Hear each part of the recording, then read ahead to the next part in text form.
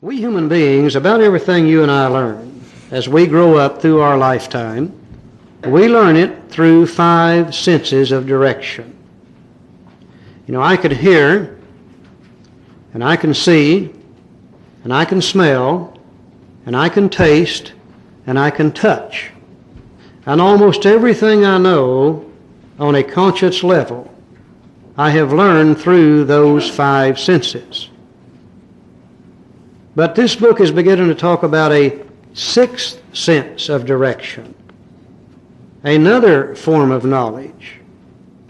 If it's true that God dwells within all human beings, and I believe it is, and if it's true that God has all knowledge and all power, and I think He does, then it stands to reason that it must also be true that you and I have within ourselves all the knowledge and all the power that we could ever possibly need to overcome any problem we could have in the future, provided we can learn how to use that power and knowledge.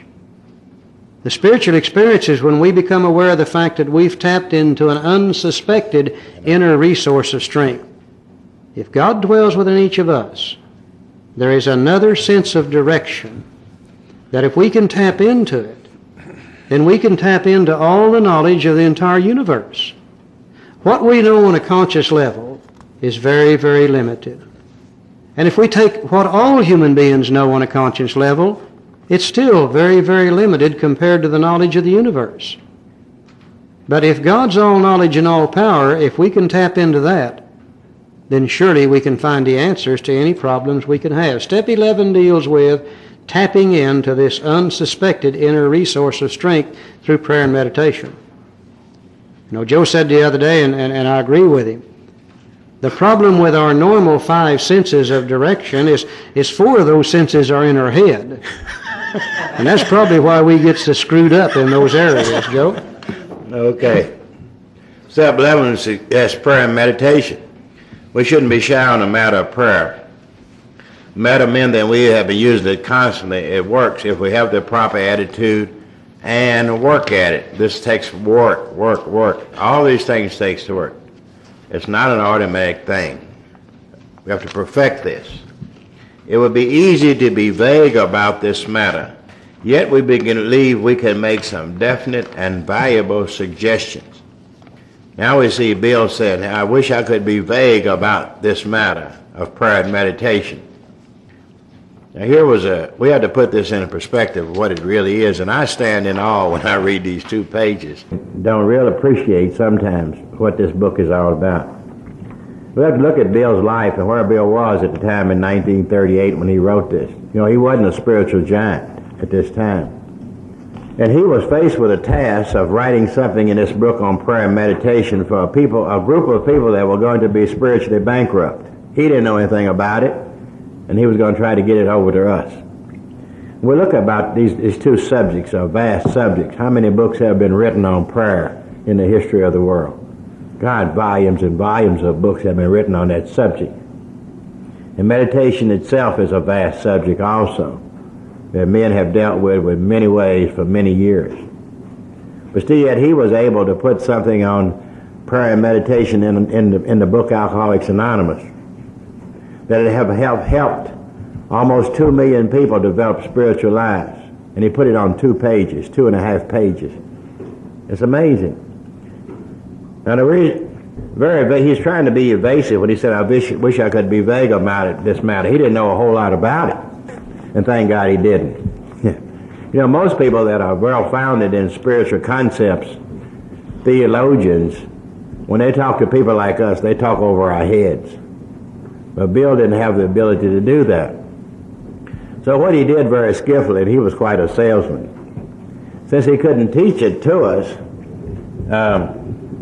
what he did, he gave us a plan. He laid out on these 2 pages a simple, precise plan like he always wrote so specifically.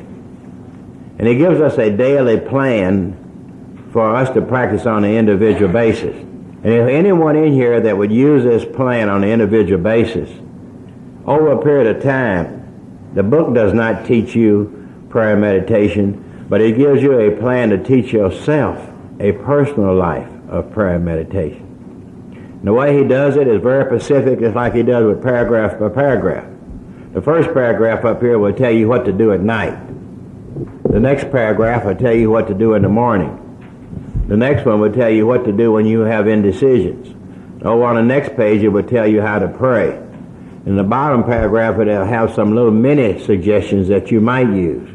Now, you can take these 2 pages, and if you follow the plan and put this into a daily life, morning and evening, night and in the morning, and throughout the day, use these things, then sometime in the future, you will develop a personal life of prayer and meditation. You will tap into your personal inner resource, and you will find the power of God's directions in your life. It begins at first with night. When we retire at night, we construct a review each day. Where we're resentful, selfish, dishonest, or afraid, do we owe an apology? Have we kept something to ourselves which should have been discussed with another person? Were we kind and loving toward all? What could we have done better? Were we thinking ourselves most of the times, or were we thinking what we could do for others, or what we could pack in the stream of life? But we must be careful not to drift into worry, remorse, or morbid reflections, for that would diminish our usefulness to others. After making our review, we ask God's forgiveness and inquire what corrective measures should be taken. Now, according to the big book, the night thing we go before we go to bed is step 11, not step 10. And we review our day. You know, that's good. We need to know where we are each day. And so we have this little review, where we are on self-will or where we are on God's will. You know, it's good to do that, but we know we get lost in life if we don't know where we are. We could be drifting one way or the other. Now, we do that at night. Now, that is a definite and good, valuable suggestion. If you do that every day, that alone can change your life. Just that one. Now, the next one deals with in the morning. What do we do in the morning? On awakening, let us think about the 24 hours ahead. We consider our plans the day before we begin. We ask God to direct our thinking, asking especially that they be divorced from self-pity, dishonest, self-seeking motives. We can see those character defects. Under these conditions, we can employ our mental facilities with assurance. So after all, God gave us brains to use. Our thought life will be placed on a much higher plane when our thinking is clear of the wrong motives. Now, you know, when we get up in the morning, you know, a lot of us do. I notice a lot of alcoholics have their morning meditation. And this is great. But we're thinking about not only just that one a day, but using all these things in one day. You know, we get up in the morning. I know how we usually get up. We got to get up, and we usually take a shower. And then y'all have to comb your hair. I don't do a lot of that. I don't take a lot of time. And then the ladies got to put their faces on. We men have to shave. And then we get down to that important part. Those clothes, God, they got to match. You know, got to get all the colors right. I ain't too good on that, but we got to get all those colors right. Spend a lot of time on that. Then we probably eat some breakfast. And then we got to lock our junk up. We don't want nobody to rip us off. Make sure all the house is locked up, you know, and check all that out and put the dog out and do all that stuff, you know. And then we go out and check the car, check the gas and the air in the car, check the car out real good, and then kind of take off for the day. I wonder what we did about our lives, our minds that morning. Did we take time out to get our life together? You know, I often wonder sometimes, myself personally, how great my life would be if I spent as much time on my life in a day's time as I do on my clothes. Or sometimes I wonder how well my car would run if I treated it like I do my life. I doubt if it would go anywhere. You know, but I think we're talking about, you know, taking out that time. My sponsor used to tell me, I remember early in the program, boy, he used to get on me. I met him at a 7 o'clock meeting, and boy, I'd be in bad shape every morning. One morning he said, Joe, you're just like a goose. I said, what are you talking about? He said, why don't you get your life together in the morning before you come down here? He said, you just get up and squawk and crap and say, here I come, mean old world, you know, right? Get battered around all day. You know, have that quiet time, just a few minutes in the morning, and remember, just a few minutes a day. You know, this is what we could do with our lives in 5 minutes. We took 2.5 minutes in the morning, 2.5 minutes at night, and a few minutes throughout the day. We still got 23 hours and 50 minutes to make a mess, you know what I mean? We take if we take 10 minutes a day and put it into our life. This definitely will change our life. This is a very good, definite, and valuable suggestion. Night and morning, 2 pillars of the day. It's a very good, it will make your life grow. Now what about throughout the day? In thinking about a day, we may face indecisions. When we do, each day we face indecisions. Here we ask God for inspiration, intuitive thought, or decision. We relax and take it easy. We don't struggle. We are often surprised how the right answer comes after we have tried this for a while. As Charlie said, we humans don't know but a little. I think if we could just realize that. We're on this face for a short period of time, an expanse of time in God's world, and we're but a little dot. We know but a little, and we have a little things we have experienced and what we've learned here on the face of this earth. A lot of times we face things each day that we don't have the information for. And I think that one of the greatest things hardest thing for we humans to realize is we don't know. Man, that's great when we can say we don't know. Usually we run into problems I do each day, and I have a little small computer up here, one of those little Radio Shack types up here, one of those little cheap ones, and it just it's got some information on these little tapes that I have experienced and what I've learned, and that's all's on it. And each day, sometimes a problem comes into my life, and I usually, when I have a problem, I run it through my little computer. That's the first thing, quite naturally. And my little computer don't take about a split second for it to shoot it out on the other side and say, we haven't had that one, and it flops out, and I pick it out over here and stick it back in again. I said, find it. He said, we don't know it. And we keep on shooting it through. That's frustration when you keep on shooting it through and ain't no information in there. It says, relax and take it easy. And this is true. I realize that God has about 10,000 answers for everything I'd wrestle with. I can relax and take it easy. I can turn it over to God. So the right answer will come. Sometimes it does come to me. Sometimes I have a hunch. Someone said, why don't you call Charlie? And, what I do, I let go of that, go on, and when I let go of that, I can at least occupy I can't handle that problem, so I let it go, turn it over to God. Now I'm free to go on with my life. I go on with my life, and after a while, the right answer comes to me. Sometimes it comes from other people. I'm more open to listen to other people than I used to be when I was selfish and self-centered. And I realize that God is in other people, so other people have answers for me too. So I listen to all people. Even after I tried this, I used to select certain knowledgeable people that had my answer. But here lately, I find that God speaks to me through some of the dumbest people you ever seen. So I listen to dumb people too. He kind of likes to use them. So, it says, what used to be a hunch or an occasional inspiration. Now we can't run our lives off of something like that. That's too flaky. That's too nebulous. But by using this definite and valuable suggestion, this gradually becomes a working part of our minds. We can make this a working part of our minds to use it any time we need it. Being still inexperienced and just having made conscious contact with God is probably not we're going to be expired at all times if we knew it this. We might pay for this assumption and all sort of actions and ideas. Nevertheless, we find that our thinking will, as time passes, be more and more on a plane of inspiration. We come to rely upon it. Now this will definitely change your life. A very good, valuable, and definite suggestion. The next one deals with prayer. It's funny that the step says, prayer and meditation, but it deals with meditation and then prayer. Now it talks about prayer. We usually conclude a period of meditation with a prayer. That we have shown all through the day what our next step is to be. That we be given whatever we need to take care of such problems.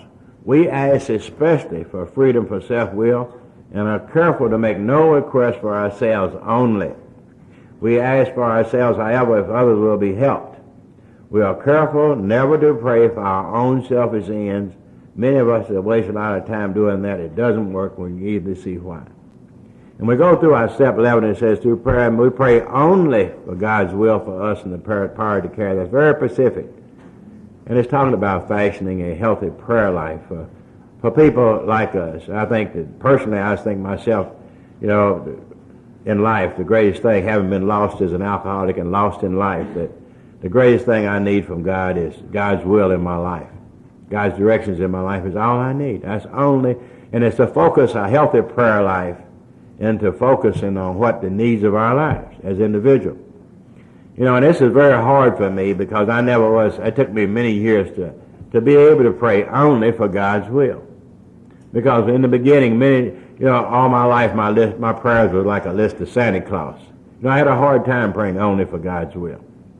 I always usually talk about when I grew up in church, and this is where I learned the first exposure was in church. And I'm not knocking the church, but this just happened to be where I was.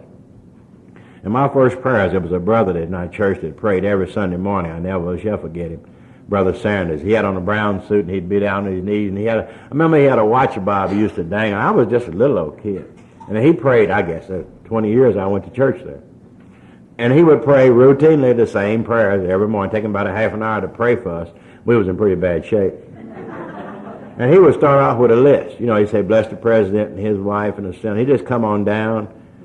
And then he'd say, bless the preacher and his wife and his children, ladies' aid, junior choir, senior choir, lady, Boy Scouts, Girl Scouts, do this, God, stop the war, do this, help the Red Cross, do all these things. He'd go down through a long list. And when he finished, he had one statement I never shall forget. After he finished this long list, he would say, Lord, that in haste which we have omitted, please grant us that also. If we left it out, we still want it, And you come there and they say, don't ask for nothing. Well, I say, well, that won't work. Yeah, it won't work. But I realize, I don't need to pray for all those things. I need to pray only for God's will as a person's been lost in life. I realize today if I'd go back 27 years and made a list of the things I wanted, I'd really been cheating myself because God has given me things far beyond my imagination. And if that deal happened then, it's still the same today. So why should I list Bill said that one of the greatest things he learned in the process of the whole steps was this one idea. The skills of using prayer and meditation to receive God's directions in your life, rather than using prayer by itself to sway God's will and list our petty needs. And that's what I did all my life. But the skills of using prayer and meditation to receive God's directions in our life and the power to carry that out, that is the strength of our life. So this is a very good, definite, and valuable suggestion. It's a suggestion of how to fashion a healthy prayer life in the future. And anybody that uses this will change your life. These things will change your spiritual life. Now after that, he deals with some little mini suggestions. After these powerful tools, the next paragraph is going to give us some small, I call mini suggestions that can also be very helpful. If circumstances warrant, we ask our wives or friends to join us in morning meditation. That could be helpful. If we belong to a religious denomination which requires a definite morning devotion, we attend to that also. That could be helpful. If not members of a religious body, we sometimes select and memorize a few set prayers which emphasize the principles we are discussing. That could be very, very helpful. There are many helpful books also, and they really are. Suggestions may be obtained from one's priest, minister, or rabbi. Be quick to see where religious people are right. Make use of what they have to offer. That could be helpful. As we go through the day, we pause when agitated or doubtful. We ask for the right thought or action. That is very helpful. We constantly remind ourselves we are no longer running the show, humbly saying to ourselves many times each day, thy will be done. That could be very helpful. Just using that. Now, what do we get out of this step? He said, we are then in much less danger of excitement, fear, anger, worry, self-pity, and foolish decisions. We become much more efficient. We can get more living done in a day. We do not tire so easily, therefore, we're not burning up energy foods when we were trying to arrange life to suit ourselves. We burn up a lot of energy. It works, it really does. We alcoholics are undisciplined, and that's an understatement. So we let God discipline us through the simple way we have just outlined. Through these things, through these directions we're receiving, through these suggestions, God can discipline our undisciplined lives. But this is not all there is. Action and more action. Faith without works is dead. The next chapter is entirely devoted to step 12. Today I realize fully and completely that there's no need for me to tell God what I want, because God's not interested in what I want. What He is interested in is what I need. And the only thing I really need to find out is God's will in my life and the power to carry that out. Today I realize how useless it is to try to bargain with God. God doesn't have to bargain. He carries the stick. Now, He's going to give me exactly what I need, not what I want. Thank God that's true, because I've never been smart enough to know what I really needed. I've always known what I wanted, and what I wanted damn near killed me. And today, if I can just get my needs, God's direction, and the power to carry that out, then I'm going to be okay.